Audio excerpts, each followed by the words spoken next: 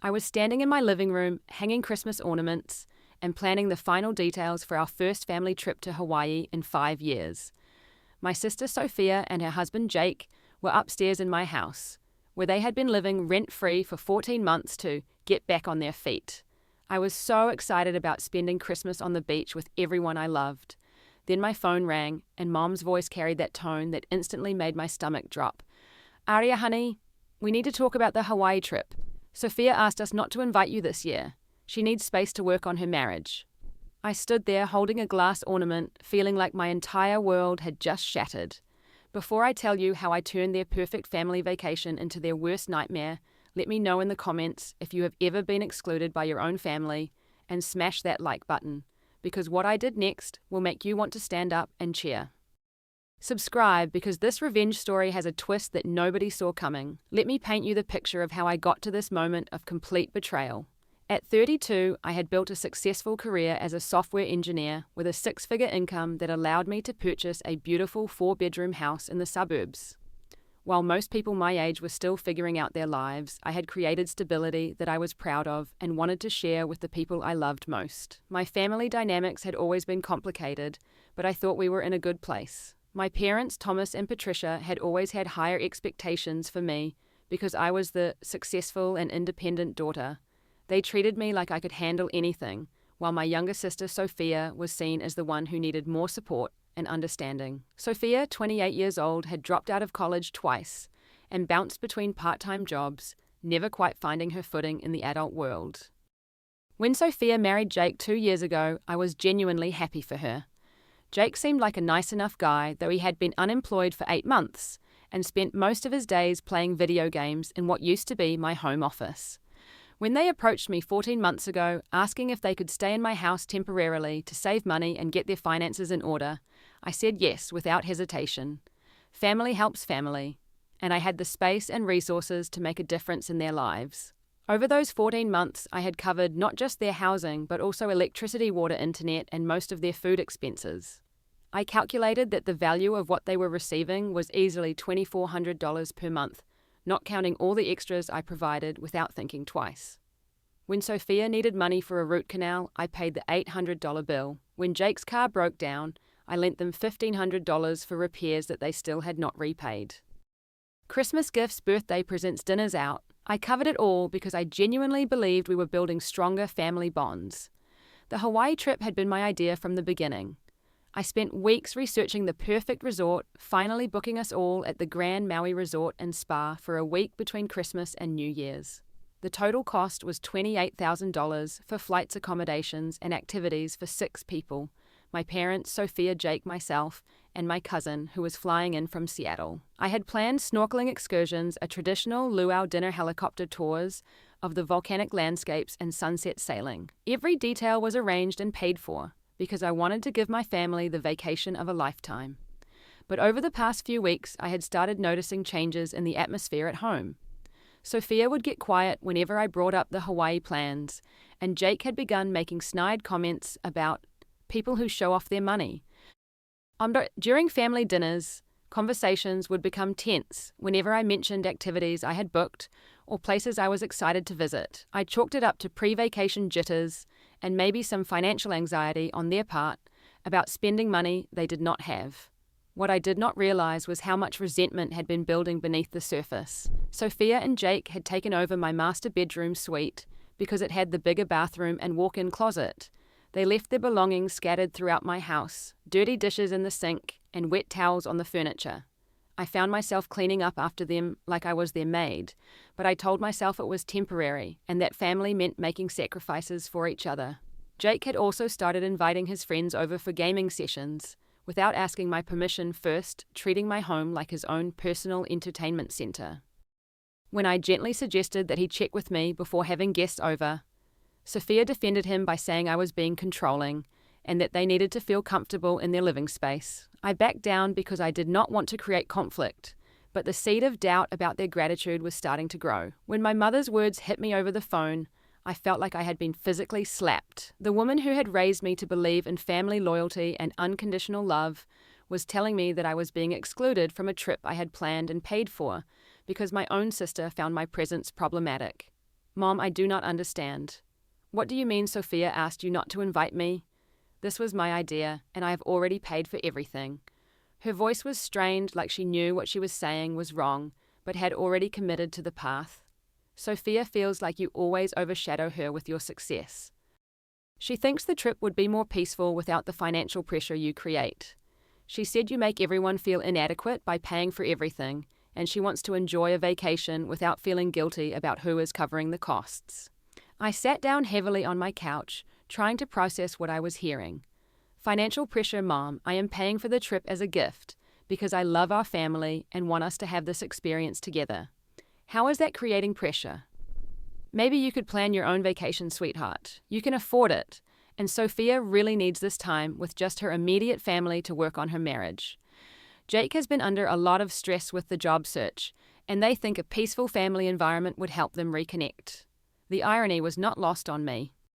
My immediate family apparently did not include me, but it did include Jake, who was not blood related and had been living in my house for over a year without contributing a single dollar to household expenses. I immediately called my father, hoping he would have a different perspective. Dad, is this really happening? Are you all seriously going to Hawaii without me on a trip I planned and paid for? There was a long pause before he answered, and his voice carried the uncomfortable tone of someone who knew he was being unfair but was too invested in keeping peace to change course. Maybe it is best for family harmony, sweetheart. You know how sensitive Sophia can be about money differences. You can plan another vacation for yourself. You have always been good at taking care of yourself. That last comment stung more than anything else. I had been good at taking care of myself because I had never been given a choice. While Sophia received financial support, emotional coddling, and endless second chances, I was expected to be the strong one who never needed help or consideration. I hung up and went straight to find Sophia, who was in the master bedroom watching television while Jake played video games beside her. We need to talk, I said, standing in the doorway of what used to be my private sanctuary. Sophia looked up with an expression that was part defensive and part guilty. I knew you would make this about you. Can we not just have one conversation where everything does not revolve around what you want? Jake paused his game and turned to face me. Yeah, we never asked you to pay for everything. Stop acting like a martyr just because you have money. We are not your charity project. The casual cruelty of their responses left me speechless for a moment. These were people I had been supporting financially and emotionally for over a year, and they were treating me like I was the problem. Sophia, I planned this trip because I thought we all wanted to spend Christmas together as a family. I never said or did anything to make you feel inadequate. I pay for things because I can afford to and because I love you. That is exactly the problem, she said, her voice rising. You always have to be the generous one, the successful one, the one who saves everyone. I am tired of being the charity case sister. Every family gathering you are the one with the perfect job and the perfect house, and I am the failure who needs rescuing. Jake joined in, emboldened by Sophia's honesty. For once, she wants to enjoy a vacation without feeling guilty about who is paying for every meal and every activity. Your generosity comes with strings attached whether you admit it or not. I felt like I was living in an alternate reality. The kindness and support I had been providing was being reframed as manipulation and control. The financial sacrifices I had made were being portrayed as power plays, designed to make them feel inferior. As we continued talking more, truth came out. I learned that they had been discussing their resentment of me for months, building a narrative where I was the controlling sister who used money to maintain dominance over the family. Jake had been encouraging Sophia to assert her independence by excluding me from family events, and my parents had been persuaded that enabling this behavior was better than dealing with Sophia's emotional outbursts. The most devastating revelation was when I overheard a phone call later that evening. Sophia was talking to a friend, laughing about finally getting rid of my controlling sister and how she could not wait to enjoy Hawaii without Aria's judgment and superiority complex. Jake could be heard in the background, making jokes about their free housing situation, while simultaneously complaining about my expectations. In that moment, I realized that my generosity had not created gratitude or family bonds.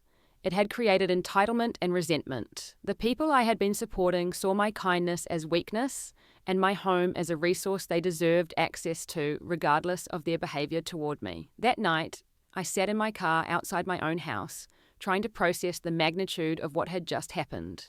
My family had not only excluded me from a trip I had planned and funded, but they had done so while living in my home and benefiting from my financial support. The hypocrisy was staggering, but more importantly, it was a clear indication of how little respect they had for me as a person. I pulled out my phone and called my lawyer friend Amanda, who had helped me with the house purchase 2 years earlier. Amanda, I need to understand the legal requirements for evicting house guests who have been staying longer than 30 days. Her response was immediate and professional. In your state, anyone who has been residing in a property for more than 30 days is considered a tenant, even without a lease. You need to provide 30 days written notice before they can be legally required to leave. What if they are family members who have never paid rent? It does not matter. The law is the same. You can evict anyone from your property with proper notice, regardless of your relationship to them. I thanked Amanda and hung up, feeling a sense of clarity I had not experienced in months. If I was not family enough to be included in Hawaii, then Sophia and Jake were not family enough to live in my house rent-free. I spent the next hour typing a formal eviction notice on my laptop. The language was clear and legal. You have 30 days from the receipt of this notice to vacate the premises. After December 31st, your continued presence on this property will be considered trespassing. While I was drafting the notice, I also took practical steps to protect myself.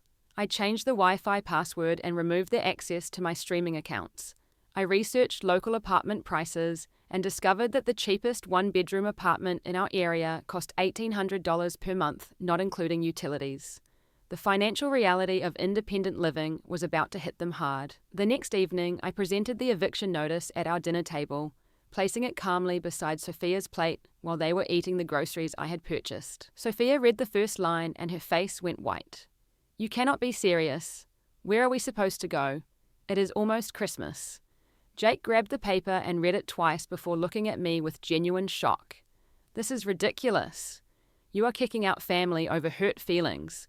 What happened to blood being thicker than water? I maintained my composure, having prepared for this reaction. I am not family enough for Hawaii, so you are not family enough for free housing.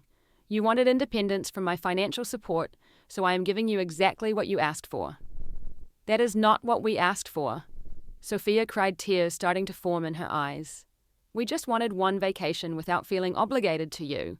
And I just want to live in my own house without feeling taken advantage of by people who resent my generosity, while simultaneously benefiting from it. Jake stood up from the table, his face red with anger. We have been nothing but grateful for everything you have done. You are twisting this into something it is not.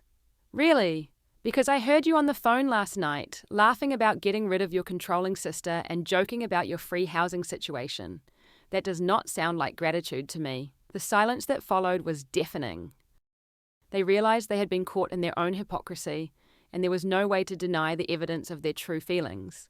Within hours, Sophia had called our parents in tears, claiming that I was throwing them out on the streets and being heartless during the holiday season. The phone calls from my parents started immediately. Aria, how can you be so vindictive? My mother demanded. Family does not abandon family over hurt feelings. They made a mistake, but kicking them out is not the answer. My father's call was even more guilt-laden. Your sister is devastated. She realizes she handled this wrong, but you are being cruel. Where are they supposed to go with no savings and no notice? They have 30 days' notice, which is exactly what the law requires. I replied calmly. And as for savings, they have had 14 months of free housing to build up money for exactly this situation. The fact that they chose to spend it on other things is not my responsibility. The family pressure was intense, but I had made my decision. I also took additional steps to reinforce my boundaries. I cancelled Sophia and Jake's portions of the Hawaii trip, managing to get partial refunds from some vendors due to the advance notice. I removed them from family group chats about trip planning and booked myself a solo trip to Bali for the same dates, posting the confirmation on social media to make my intentions clear. As the 30-day deadline approached, the reality of their situation became clear. Sophia and Jake started apartment hunting, but were shocked by the actual costs of independent living. With no substantial savings and Jake's limited employment history, most landlords required deposits they could not afford. Their credit issues made the process even more difficult. My parents began to realize that they could not afford to financially support Sophia and Jake the way I had been doing. The prospect of having them move back into their home was daunting, especially since they had been enjoying the empty nest phase. Jake made desperate attempts at reconciliation, approaching me with offers to work something out and pay nominal rent. Sophia tried emotional manipulation, claiming she had been stressed about money and had not meant to hurt me. My parents offered compromises, suggesting that maybe they could pay me a few $100s per month to continue living there. But I stood firm in my decision. The damage had been done, and they had shown me exactly who they really were when they thought there would be no consequences for their actions. Extended family members began learning the truth about the situation, and most of them supported my decision. My grandmother called Sophia directly to tell her she had bit the hand that fed her, and several cousins reached out to express their shock at how I had been treated. On Christmas Eve, with only 2 days left on their notice period, Sophia and Jake were still in my house, apparently believing I would not actually follow through with the eviction. My parents arrived for what they called a family meeting to try to mediate the situation one final time. During that confrontation, all the remaining truths came out. Jake finally admitted that they had assumed I would never actually kick them out because family does not really abandon each other. Sophia confessed that she had been jealous of my success for years and had convinced herself that excluding me from Hawaii was justified payback for making her feel inferior. The meeting ended with no resolution, and they moved out on December 31st exactly as the notice had specified. The first month after Sophia and Jake moved out was a revelation. The peace and quiet in my house was something I had not realized I had been missing. I was able to walk through my home without finding their belongings scattered everywhere, and I could use my own kitchen without cleaning up their dishes first. They had found a small studio apartment in a questionable neighborhood, 800 square feet, for $1,500 per month plus utilities. Jake had been forced to take a minimum wage job as a retail associate, working 40 hours per week for barely enough money to cover their basic expenses. Sophia was working double shifts at a local restaurant, coming home exhausted and stressed about money in ways she had never experienced while living in my house. Meanwhile, I was rediscovering what it felt like to live in my own space, without the constant stress of feeling unappreciated. I converted the master bedroom back into my personal sanctuary and turned the room they had been using into a proper home office where I could work in peace. The family went to Hawaii without me, but the vacation was tense and awkward. My parents found themselves fielding uncomfortable questions from extended family members about why I was not there, and they struggled to explain the situation without making themselves look bad. They also realized how much my planning and financial contribution had meant to the overall experience as they dealt with logistics and expenses they had taken for granted when I handled everything. My solo trip to Bali turned out to be the most liberating vacation of my life. I met other solo travelers who were confident, independent women, building lives on their own terms. I realized how much stress the family drama had been adding to my daily life, and how much happier I felt when I was not constantly worried about managing other people's feelings and finances. The Instagram posts from my Bali trip showed me genuinely smiling and relaxed in ways that caught the attention of friends and family members. People began commenting on how peaceful and happy I looked, which stood in stark contrast to the stress and conflict that had characterized my life for the previous year. 3 months after they moved out, the first cracks in their resolve began to appear. Jake sent me a text message asking if we could grab coffee because he missed our talks. This was particularly ironic since we had never really had meaningful conversations when he lived in my house, where he was usually too busy with video games to engage with me. Sophia called me crying one evening, admitting that she had made the biggest mistake of her life, and asking if there was any way we could go back to how things were before. The financial pressure of independent living was taking a toll on their relationship, and they were fighting constantly about money, work schedules, and the cramped living conditions. My parents made awkward attempts to bring the family together for Easter, but the dynamics had fundamentally changed. They could no longer pretend that their favoritism towards Sophia had not enabled her sense of entitlement, and they were dealing with the consequences of their own choices. 6 months after the eviction, Sophia and Jake's relationship completely deteriorated. The financial stress combined with the reality that their lifestyle had been artificially supported by my generosity created constant tension. Jake moved out of their apartment, leaving Sophia with the full rent burden that she could not afford on her restaurant wages alone. Sophia was forced to move back in with our parents, a major step backward for a 28-year-old woman who had been married and living independently. Our parents were frustrated with having an adult daughter back in their home, especially one who was bitter and defensive about her circumstances. The apology tour began in earnest around this time. Sophia wrote me a long email detailing all the ways she had been wrong and acknowledging the depth of her ingratitude. My parents finally admitted that they should have supported me instead of enabling her destructive behavior patterns. Even Jake, after his relationship with Sophia ended, reached out to tell me that I had been the best thing that happened to our family, and that he regretted encouraging Sophia's resentment toward me. During this period, I was experiencing significant personal growth through therapy and self-reflection. I was learning to understand the patterns of enabling behavior that had characterized my relationships with family members, and I was developing the skills to set boundaries without feeling guilty about protecting my own well-being. My professional life also improved dramatically without the constant stress of family drama. I received a promotion at work and started a side business, providing financial consulting to young professionals. I began dating someone new who appreciated my independence and success, rather than feeling threatened by it. 1 year after the eviction, Sophia became pregnant and reached out wanting family support during this major life transition. My parents were eager to reunite the family around the prospect of a new grandchild, and there was pressure for me to let bygones be bygones for the sake of family harmony. I agreed to conditional reconciliation, but with clear boundaries that had never existed before. I would participate in family events and maintain cordial relationships, but I would no longer provide financial support or free services.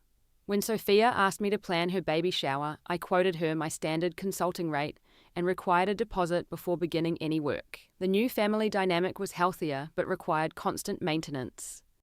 Family dinners now had specific rules about avoiding financial discussions, and I no longer felt obligated to cover expenses for other people's choices. My relationships with family members were rebuilt slowly based on mutual respect, rather than my utility to them.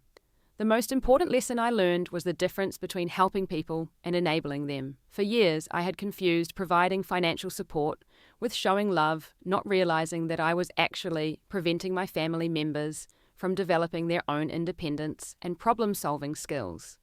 I also learned that gratitude cannot be demanded or expected. It must be earned through genuine appreciation and respectful behavior. My previous approach of giving unconditionally had actually taught my family members to take my generosity for granted rather than value it. 18 months after the initial betrayal, I was living in a peaceful home that truly belonged to me, with family relationships that were limited but honest. Sophia was working hard to rebuild trust through her actions rather than just her words, and my parents had learned to ask about my life and interests instead of only reaching out when they needed something from me. The final relationship status was dramatically different from where we had started. Sophia and I had coffee once per month, a cautious but improving connection that required ongoing effort from both sides. My parents attended my birthday party for the first time in 2 years, and there was genuine warmth in our interactions. No one lived in my house anymore, and that boundary remained firmly in place. Jake was completely out of the picture as his relationship with Sophia had ended permanently when the artificial supports for their lifestyle were removed. Their marriage had not survived the reality of actually supporting themselves without my financial backing. The most profound transformation was in my own understanding of family relationships. I learned that kindness without boundaries becomes fuel for manipulation, and that family is not supposed to cost you your peace of mind. The people who truly love you will not punish you for having boundaries or expect you to sacrifice your well-being for their comfort. Sometimes the most loving thing you can do is stop enabling destructive behavior and allow people to experience the natural consequences of their choices. My family had asked for a life without my generosity, and I gave them exactly what they requested. They just had not realized how empty and difficult that life would be. They say you cannot choose your family, but you can choose how they treat you. And sometimes the greatest gift you can give someone is the natural consequences of their own actions. I gave my family exactly what they asked for a life without my generosity. They just did not realize how empty that life would be. Have you ever been taken for granted by family members who expected your support while resenting your success? What would you do if your own family excluded you from events you planned and paid for? Share your thoughts in the comments below and let me know if you think I made the right choice. Hit that like button if this story reminded you that your generosity should never be taken for granted, and subscribe for more real-life stories about setting boundaries with people who do not respect them.